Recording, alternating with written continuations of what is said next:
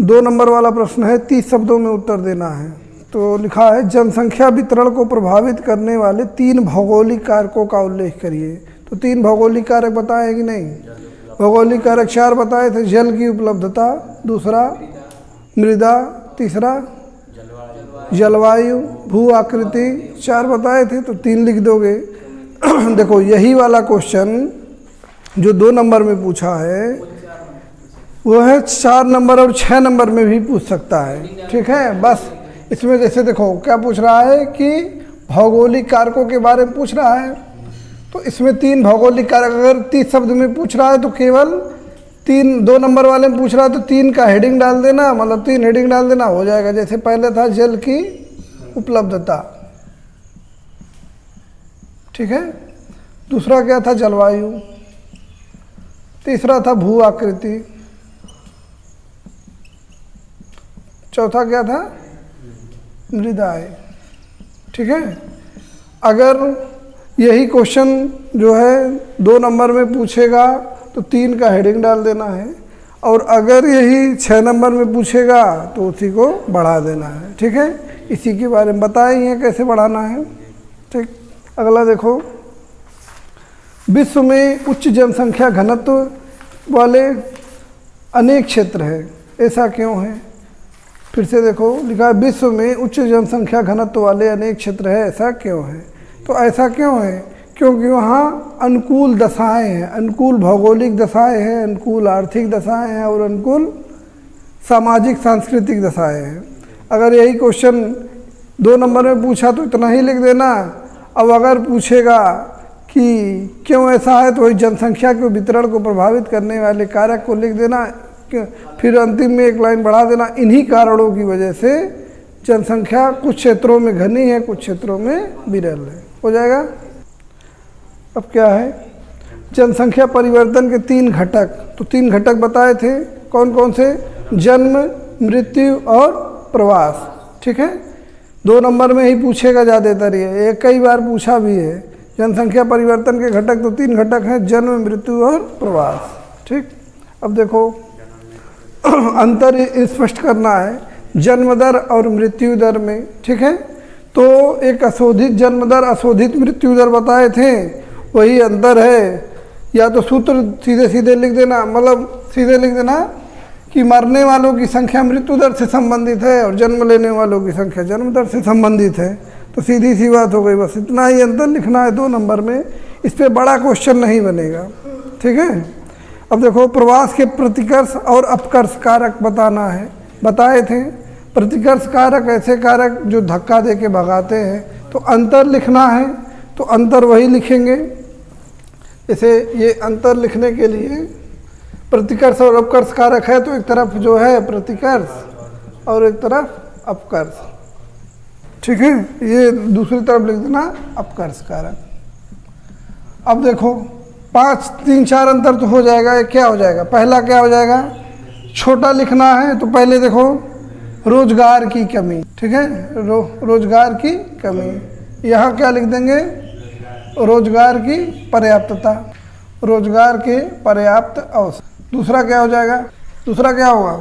अनुकूल जलवायु, इधर प्रतिकूल हो जाएगा, प्रतिकूल जलवायु, और इधर क्या हो जाएगा? अनुकूल जलवायु। ठीक है, ठीक है। और देखो सामाजिक अशांति, सामाजिक अशांति, राजनीतिक उपद्रव, इसी में आ जाएगा सामाजिक अशांति। इधर हो जाएगा सामाजिक शांति, यहाँ हो जाएगा राजनीतिक उपद्रव, इसमें उसी का उल्टा हो जाएगा। ठीक है, समझ में आया? ये एक याद रहेगा तो दूसरा बना लो जाओगे, तो यही अंतर हो जाएगा। अब देखो हो गया कि क्या हो गया? प्रवास के प्रतिकर्ष और अपकर्ष कारक में अंतर। अब देखो निम्नलिखित में, अब 150 शब्दों में लिखना है। विश्व जनसंख्या के वितरण और घनत्व को प्रभावित करने वाले कारकों की विवेचना कीजिए। एक बार दोहराव भी हो जाए, वही लिख देंगे, हेडिंग बना देंगे विश्व जनसंख्या वितरण। अभी तक हम लोग वितरण हेडिंग डाले थे, अब घनत्व भी पूछ रहा तो घनत्व का कारण भी वही है। ठीक है, वितरण तथा घनत्व को प्रभावित करने वाले कारक। अब देखो इसको 3 भागों में बांट देंगे। पहला क्या हो जाएगा? भौगोलिक, दूसरा आर्थिक, तीसरा सामाजिक। अब देखो इसमें अभी बताएं 4 चीज़ें क्या क्या। पहला हो जाएगा भौगोलिक कारकों में क्या हो जाएगा? जल की उपलब्धता, दूसरा भूभाग, तीसरा जलवायु, चौथा मृदाएं। ठीक है। आर्थिक कारक में क्या हो जाएगा? खनन, दूसरा औद्योगिकरण और नगरीकरण। ठीक है। और इसमें हो जाएगा धर्म और जाति से संबंधित चीज़ों को रख देना है। बता दिए विस्तार से, देख लो एक बार फिर से। भौगोलिक कारक में ऐसे हेडिंग बना लेना, फिर पहले लिख देना भौगोलिक कारक, मतलब भौगोलिक कारक क्या होता है इसको भी बता देना। ठीक है। जो किसी क्षेत्र के भूगोल से संबंधित हो वो भौगोलिक कारक हो गए। ठीक है। उसके बाद भौगोलिक कारक में पहला, जैसे पहला हेडिंग डाला जल की उपलब्धता। जिन क्षेत्रों में पर्याप्त मात्रा में जल उपलब्ध होगा वहाँ जनसंख्या अधिक रहेगी, जहाँ पर्याप्त जल उपलब्ध नहीं होगा वहाँ लोग कम बसेंगे और जनसंख्या कम होगी। उसी तरह भू आकृति, पर्वतीय पठारी क्षेत्रों में जहाँ उच्चावच अधिक होता है वहाँ जनसंख्या कम रहेगी, और जहाँ मैदानी क्षेत्र है वहाँ पे जनसंख्या अधिक होगी। क्यों? क्योंकि वहाँ पे संरचनाओं का विकास करने में कठिनाई होती है। जलवायु, अनुकूल जलवायु वाले क्षेत्रों में लोग रहना पसंद करते हैं, जैसे भूमध्य सागरीय जलवायु में हजारों साल से लोग रह रहे हैं, तथा भूमध्य रेखी एवं ध्रुवीय क्षेत्रों में लोग रहना पसंद नहीं करते, क्योंकि वहाँ जलवायु प्रतिकूल है। ठीक है। वहाँ मानव के रहने योग्य नहीं है। जैसे भूमध्य रेखी क्षेत्र में बहुत ज़्यादा गर्मी है और ध्रुवीय क्षेत्रों में बहुत ज़्यादा ठंडी है। कहाँ पे है? पृथ्वी के एकदम बीचों बीच जो भूमध्य रेखा जाती है उसी के 5 डिग्री ऊपर और 5 डिग्री नीचे, यानी 0 डिग्री अक्षांश रेखा के 5 डिग्री ऊपर और 5 डिग्री नीचे वाले क्षेत्र को भूमध्य रेखी क्षेत्र कहेंगे। ठीक है। अब मृदाएं, मृदाओं का मतलब हो गया मिट्टी। जिन क्षेत्रों में उपजाऊ मिट्टी पाई जाएगी उसे वहाँ पर लोग रहना ज़्यादा पसंद करेंगे, तो वहाँ वितरण अधिक होगा और घनत्व भी अधिक होगा। इसी तरह खनन है, कहीं खनिज पदार्थ पाया जाता है तो वहाँ जनसंख्या अधिक पाई जाएगी। इसी तरह औद्योगिकरण और नगरीकरण है, जहाँ पे उद्योग और नगर और एक खनन तीनों चीज़ें ऐसी हैं जो किसको प्रभावित करेंगी? रोजगार को। और रोजगार के कारण ही लोग यहाँ पर जाके बसते हैं और इन क्षेत्रों में जनसंख्या अधिक पाई जाएगी। 150 शब्दों में लिखना, इतने में 300-400 शब्द हो जाएगा। ठीक है। सामाजिक सांस्कृतिक कारक में क्या लिखेंगे? समान धर्म एवं जाति के लोग एक साथ रहना पसंद करते हैं। ठीक है। इस कारण से जनसंख्या घनत्व एवं वितरण प्रभावित होता है। जनांगीय संक्रमण सिद्धांत की अवस्थाओं की विवेचना कीजिए। एक बार जनांगीय संक्रमण की 3 अवस्थाओं की विवेचना कीजिए, 150 शब्दों में लिखना है। ठीक है। तो पहले एक छोटा सा हम लोग इंट्रोडक्शन के टाइप परिचय दे देंगे कि जनांगीय संक्रमण सिद्धांत क्या है। तो जनांगीय संक्रमण सिद्धांत क्या है? तो यह एक ऐसा सिद्धांत है जो किसी क्षेत्र की जनसंख्या में परिवर्तन को दर्शाता है। यह मूल रूप से यह बताता है कि जनसंख्या, किसी भी क्षेत्र की जनसंख्या पिछड़े ग्रामीण खेतिहर से आगे बढ़ते हुए शहरी एवं और नगरीय एवं औद्योगिक शिक्षित जनसंख्या हो जाती है। और यह परिवर्तन कुछ अवस्थाओं में, 3 अवस्थाओं में होता है जो निम्न है। इतना करने के बाद फिर 3 अवस्थाएं बना देना है। ठीक है। कल बताए थे, ये सिद्धांत दिया था थॉमसन एवं नॉटस्टीन ने। ठीक है। इधर हो जाएगा तुम्हारा जन्म और मृत्यु दर। जन्म और मृत्यु को आंकड़े को इधर दर्शाएंगे, ग्राफ है। ठीक है। हाँ। और इधर हो जाएगा तुम्हारा समय, ये हो जाएगा जन्म मृत्यु। तो मान लो यहाँ 0, 5, 10, 15, 20 ऐसे करके यहाँ 35 कर लो। ठीक है। यहाँ 0 कर लो, बीच में और भी है। जैसे यहाँ हो जाएगा तुम्हारा 10, 5, 10, 15, 20, 25, 30-35 के आसपास ऐसे बना लेते हैं, ठीक है, बराबर से बना लेना। अब देखो एक रेखा ऐसी आएगी, ये डाट डाट जो रेखा जा रही है, ये डाट वाली रेखा भी बना देना है, ये मृत्यु दर है, ऐसे ही दर्शा देना कहीं। और जो सीधी रेखा जा रही है ये जन्म दर को दर्शा रही है, ठीक है। अब देखो ये एक ऐसे ग्राफ बनाएंगे, थोड़ा सा ऊपर नीचे टेढ़ा मेढ़ा होगा क्योंकि ये घटता बढ़ता रहेगा, जन्म दर मृत्यु दर, ठीक है।